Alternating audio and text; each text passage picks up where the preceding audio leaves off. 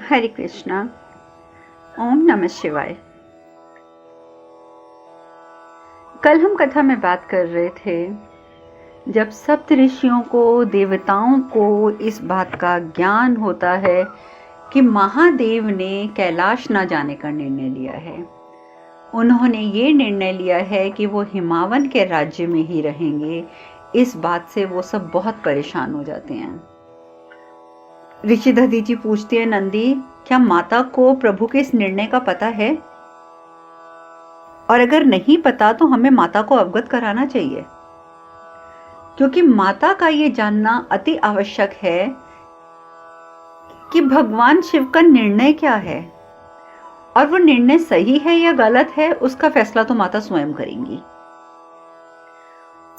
और उधर दूसरी ओर कन्या पक्ष वाले कन्याधन का इंतजाम कर रहे हैं कि कन्याधन में, कन्याधन कहा जाता है दहेज को, जो आज हम जिसे दहेज कहते हैं उसे कन्याधन कहा जाता था, जो माता पिता अपनी प्रसन्नता से अपनी पुत्री को देते हैं। जिस चीजों पर पुत्री का अधिकार होता है और माता पिता अपनी इच्छा अनुसार देते हैं वो कन्याधन कहलाता है। आज तो उसका रूप ही बदल चुका है। आज तो लोग डिमांड करते हैं कि हमें दहेज में ये चाहिए वो चाहिए, जबकि कहा यह जाता है कि कन्याधन जो होता है वो माता पिता का अपनी पुत्री के प्रति प्रेम है। उस प्रेम का संकेत है ये कन्याधन, जिसमें माता पिता अपनी क्षमता अनुसार, अपनी इच्छा अनुसार दान करते हैं, कन्या को दान करते हैं। कन्या के मतलब जिसको आप दहेज कहते हैं तो वो कन्याधन देते हैं। मैनावती आती हैं, देखती हैं कि हिमावत ने बहुत सारा इंतजाम कर रखा है कन्याधन का, कितने बक्से, कितना कुछ पड़ा हुआ है। मैनावती एक छोटा सा बक्स लेके आती हैं, एक पेटी लेके आती हैं। ये वही पेटी है जो उन्होंने पार्वती को कहा था कि पार्वती इसमें स्त्री धन है, जो हमने कई सालों से सहेज कर रखा हुआ है। तो वही पेटी लेकर वो आती हैं और आकर बोलती हैं अपने राजगुरु के, राजगुरु जी, जब ये कन्याधन कैलाश जाएगा तो उस समय ये भेंट हमारी ओर से जाएगी और ये बहुत कीमती भेंट है। राजगुरु, आप इसे सहज कर लेके जाइएगा। उनकी आंखों से आंसू बहते जा रहे हैं। हिमनरेश कहते हैं, मैनावती, अपनी भावनाओं पर अंकुश लगाइए, क्योंकि आपकी ये दशा देखकर कहीं ऐसा ना हो कि पार्वती का हमसे विदा लेना कठिन हो जाए, पार्वती भी शुद्ध हो जाए, रोने लग जाए। इससे अच्छा है कि आप अपनी भावनाओं को अपने बस में करिए, उस पर अंकुश लगाइए। मैनावती कहती है कि महाराज, एक महारानी तो अपनी भावनाओं पर अंकुश लगा सकती है, लेकिन एक माँ खुद को कैसे समझाए? पुत्री माँ का एक अंश होती है, और जब हमारा एक अंश हमसे दूर जा रहा है तो हम अपने मन को क्या समझाएं और कैसे समझाएं? हिमनरेश कहते हैं, राजगुरु, ये सारी सामग्री हमने भगवान शिव की विदाई के समय भेजनी है, तो अब ये सब चीजों का आप ध्यान रखेंगे कि इस किसी भी चीज की कोई कमी ना रह जाए या कुछ भी छूट ना जाए। राजगुरु कहते हैं, आप निश्चिंत रहिए राजन, अब ये जिम्मेदारी आपने मुझे सौंपी है तो मैं सब कुछ खुद करूंगा। उधर नंदी जी और कश्यप जी आते हैं। कश्यप जी, ऋषि कश्यप आते हैं और ऋषि कश्यप आते ही बोलते हैं, महाराज, मैं आपको ये सूचित करने आया हूँ कि महादेव ने कैलाश जाने का विचार त्याग दिया है और उन्होंने यहीं रहने का निर्णय कर लिया है। तो जैसे ये बात ऋषि कश्यप के द्वारा हिमनरेश सुनते हैं तो वो तो एकदम चुप हो जाते हैं। तो उनकी शक्ल देखते ही ऋषि कश्यप कहते हैं, किंतु मुझे लगता है कि आप अप्रसन्न हो गए हैं, आप प्रसन्न नहीं हैं। तो हिमनरेश कहते हैं, नहीं नहीं नहीं नहीं, हम आनंदित हैं, किंतु महादेव का एकाएक ये निर्णय का कोई कारण तो होगा। क्या आप हमें वो कारण बता सकते हैं? क्योंकि हमें ये लगता है कि कहीं ये ना हो कि उनका यहाँ पर रहना उनके लिए अशोभनीय हो। ये तो आप सब भी जानते हैं कि घर जमाता को अच्छी दृष्टि से नहीं देखा जाता। जब तक बहुत मजबूरी ना हो तब तक कोई घर जमाता बनता भी नहीं है। तो इसीलिए हिमनरेश कहते हैं कि ऐसा कहीं ये ना हो कि महादेव को भी ये अशोभनीय लगे यहाँ रहना। नंदी जी कहते हैं क्षमा करिएगा, लेकिन निर्णय प्रभु का है, हम तो बस पालन ही कर सकते हैं। अब जब ये बातें सुनते हैं अब क्या बोले हिमनरेश भी चुप हो जाते हैं। जब नानी को ये बात पता चलती है, नानी भी वहीं सुन रही होती है पीछे खड़े हुए, वो तो एकदम भड़क जाती हैं कि मुझे ये निर्णय मान्य नहीं है राजन, बिल्कुल मुझे ये मान्य नहीं है, विदाई तो होगी, अन्यथा सब हम पर कटाक्ष करेंगे कि शिव हमारे घर जमाता बन गए। नहीं नहीं नहीं नहीं, ऐसा नहीं हो सकता राजन, पार्वती की विदाई अवश्य होगी, हम उसे अवश्य विदा करेंगे। ये तो गलत निर्णय है, मैं इस निर्णय को मान्य नहीं मानती। और वो जोर जोर से बोलने लग जाती हैं। हिमनरेश कहते हैं कृपया शांत हो जाइए माता, शांत हो जाइए, क्योंकि अभी उन्होंने ये बात हम तक पहुंचाई है, हमें उनसे चर्चा तो करने दीजिए। उधर पार्वती अपनी सखियों के साथ बैठी हुई हैं, सखियां भी रो रही हैं कि अब तुम दूर जा रही हो पार्वती, एक तुम ही तो हमारी सबसे अच्छी सखी थी, अब तुम दूर जा रही हो, ऐसी ऐसी बातें कर रही होती हैं। नानी आ जाती है ऊपर से, कहती हैं वो कहीं नहीं जा रही है, कि विदाई नहीं होगी अब। पार्वती कहती है नानी आप ही क्या कह रही हैं, विदाई नहीं होगी? तो नानी कहती है लगता है कि तुम्हारे शिव को हमारा आतिथ्य सत्कार बहुत ही भा गया है, उन्हें बहुत ही अच्छा लगा है, इसलिए उन्होंने अपने गण प्रेतों सहित कैलाश न जाने का विचार किया है और वो अब यहीं पे रहेंगे। माता पार्वती हैरान हो जाती हैं, कहती है नहीं नहीं, महादेव ऐसा निर्णय कदापि नहीं ले सकते। मां बताइए क्या ये सत्य है? तो माता जो होती है वो क्या जवाब दें, वो तो जानती हैं कि ये सत्य है। माता कहती है कि नहीं पार्वती, सत्य तो है ये बात, पर मुझे लग रहा है कि शायद महादेव को तुम्हारा हमारे प्रति जो असीम प्रेम है ना, वो दिखाई दे रहा है, इसीलिए उन्होंने ये निर्णय लिया है कि वो यहीं पे रहेंगे। चलो अच्छा ही हुआ ना, इस बहाने तुम्हारे साथ और रहने का हमें भी मौका प्राप्त होगा। पार्वती कहती है नहीं माँ, हम विदाई के अनुष्ठान से अनभिज्ञ नहीं हैं और कदाचित कन्यादान के पश्चात विदाई की जो रीत होती है वो माता पिता के द्वारा किया गया एक महत्वपूर्ण कृत्य माना जाता है। तो आप निश्चिंत रहिए, ये कार्य तो आपको संपन्न करना ही होगा माँ। ये परंपरा हम जानते हैं कि सबसे पीड़ादायी परंपरा है, किंतु विवाह संपन्न होते और आपके दायित्व की पूरी होने हेतु ये क्रिया भी अनिवार्य है, क्योंकि जब तक विदाई नहीं होगी तब तक ना तो विवाह पूर्ण रूपेण संपन्न माना जाता है, ना ही आपके दायित्व की पूर्ति होती है। तो ये तो होगा माँ, आप निश्चिंत रहिए। पार्वती मन ही मन सोचती है कितने भोले हैं स्वामी आप, कितने भोले, क्योंकि पार्वती माता को समझ आ रहा है कि महादेव ने निर्णय क्यों लिया है, क्योंकि उसके माता पिता रो रहे हैं, क्योंकि वो खुद भी रो रही हैं, इस वजह से महादेव का ये निर्णय है। माता पार्वती सब समझती हैं।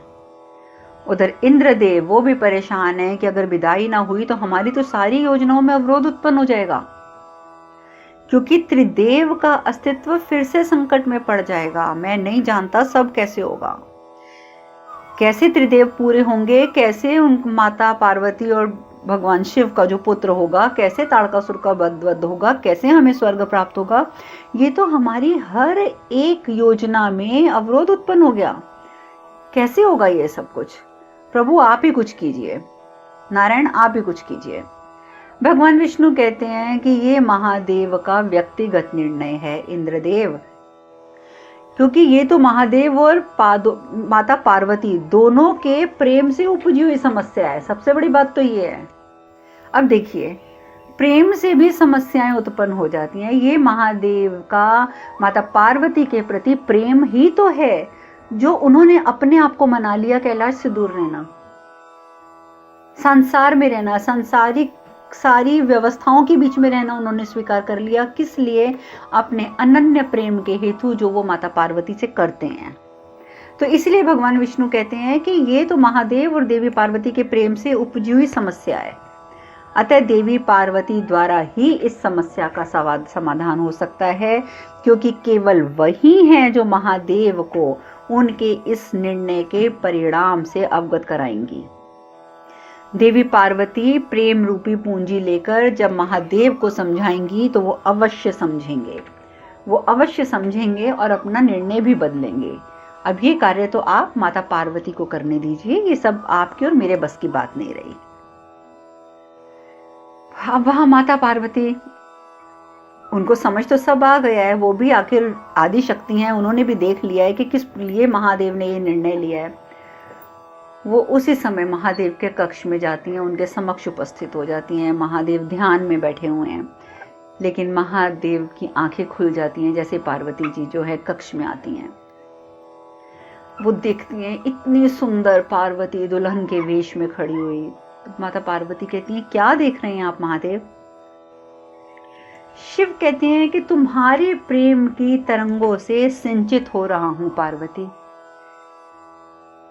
देखिए, ये भी तो एक प्रेम दर्शाने का तरीका है, शुद्ध प्रेम दर्शाने का तरीका, कि वो कहते हैं कि तुम्हारे प्रेम की तरंगों से मैं सिंचित हो रहा हूं। माता पार्वती कहती है, उचित है महादेव, उचित है, किंतु प्रेम की पूर्ति हेतु सांसारिक रीतियों और कर्तव्यों को निभाना पड़ता है। आप ये चीज आपको भूलनी नहीं चाहिए महादेव।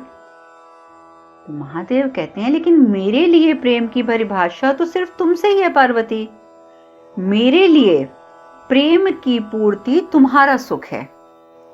अगर तुम सुखी हो, तुम प्रसन्न हो, तो मेरे लिए वही प्रेम की पूर्ति है। और अगर तुम सुखी नहीं हो तो वो तो फिर वो प्रेम मेरा है ही नहीं, इसका मतलब तो मैं तुमसे प्रेम करता ही नहीं। पार्वती माता जब ये बात सुनती हैं तो वो कहती हैं यही कारण है ना कि आपने ये निर्णय लिया कि आप कैलाश नहीं जाएंगे। बोलिए महादेव, यही निर्णय, यही कारण है ना इस निर्णय का, क्योंकि आप हमारा सुख देख रहे हैं और आपने सोचा कि हम अपने माता पिता से बिछड़ने के दुख में रो रहे हैं, तो वो आपसे सहन नहीं हुआ और आपने तुरंत ये निर्णय ले लिया कि आप कैलाश नहीं जाएंगे। बताइए महादेव, यही कारण है ना? अब जब भगवान शिव ये बात सुनते हैं तो कहते हैं कि जब तुम मेरे लिए अपना विलासपूर्ण जीवन छोड़कर कैलाश जाने को तैयार हो सकती हो, तो क्या मैं तुम्हारे लिए यहां नहीं रह सकता?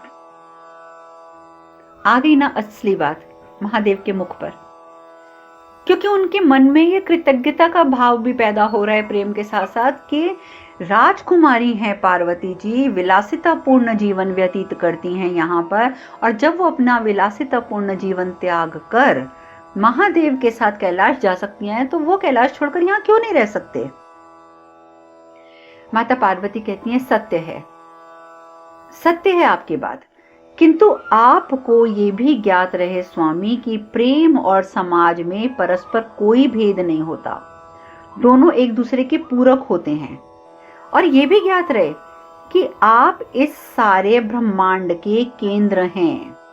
सांसारिक व्यवस्थाओं और नियमावलियां जितनी भी हैं उन सब के कर्मेंद्रिय तो आप हैं। और तो और ये हमारा विवाह एक आदर्श विवाह के उदाहरण हेतु सुविदित है, और आपका ये निर्णय सारे संसार की यथा उचित नीति का विपरीत संदेश पहुंचाएगा। नीति ये नहीं कहती कि आप घर जमाता बनकर यहां रहें।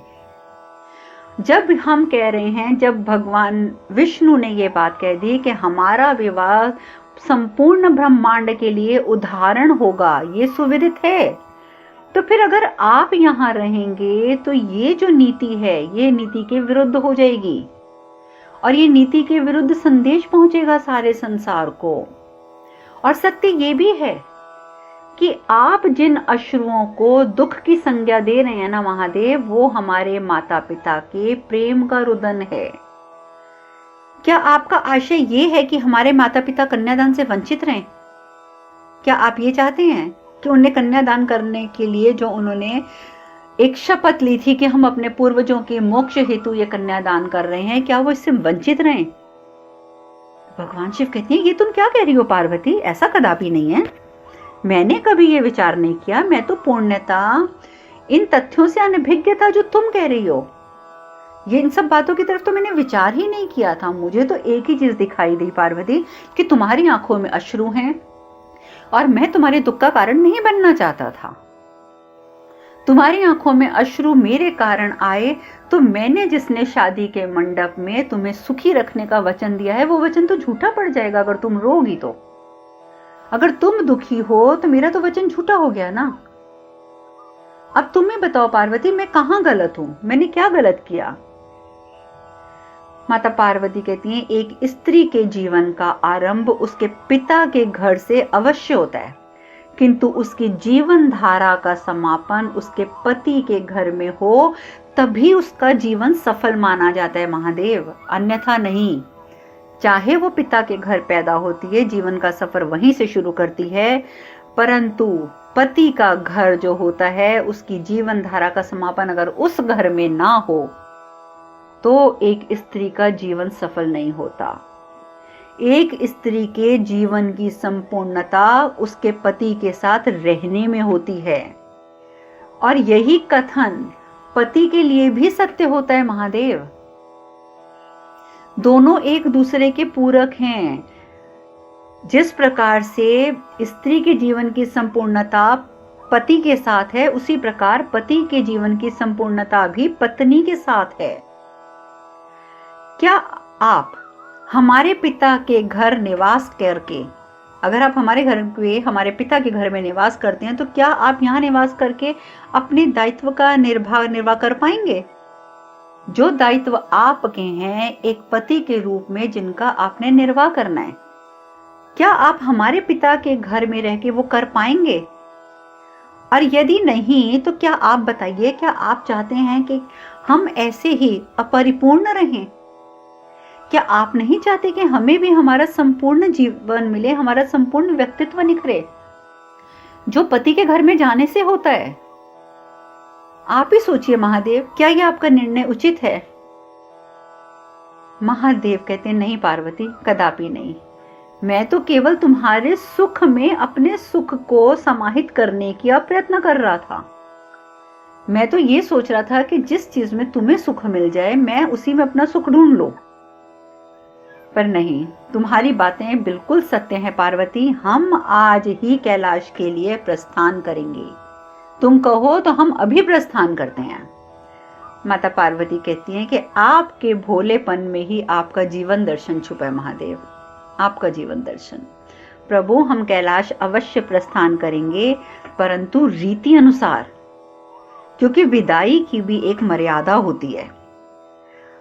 अब आपको विदाई की सूचना पिताजी को देनी होगी और उनसे हमें विदा कराने की अनुमति लेनी होगी। जैसे माता पार्वती ये बात कहती हैं, भगवान शिव नंदी को आवाज लगाते हैं, नंदी, हिमनरेश को जाकर सूचित करिए कि हम पार्वती के साथ कैलाश को प्रस्थान कर रहे हैं। जब नंदी महाराज ये बात सुनते हैं, नंदी तो बहुत प्रसन्न होते हैं, बहुत प्रसन्न होते हैं। सब लोग जो है महल में वो भी सब प्रसन्न हो जाते हैं कि चलो भगवान शिव ने अपना निर्णय बदला, विदाई की तैयारी करते हैं, चाहे अश्रुपूर्ण नेत्रों से, पर विदाई की तैयारी तो करते ही हैं।